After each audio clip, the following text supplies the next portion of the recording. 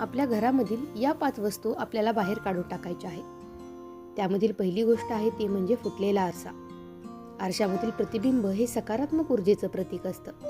जेव्हा असा फुटलेला आरसा आपल्या घरामध्ये असतो तेव्हा घरामध्ये वाद, तणाव आणि अपयश वाढत असतं. लक्ष्मी मातेचा आशीर्वाद दूर राहतो.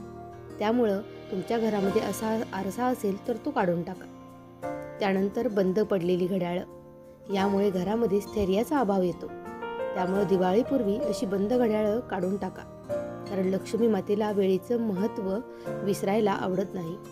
त्यानंतर येतं ते म्हणजे जुने किंवा तुटके फर्निचर. त्यामुळे स्थिरतेचा अभाव येतो. या अशा वस्तूंनी अडकलेली ऊर्जा तयार होते जी नकारात्मक बनते, आणि जिथे नकारात्मक ऊर्जा असते तिथे लक्ष्मी वास करत नाही. त्यानंतर येतात त्या म्हणजे खंडित मूर्ती.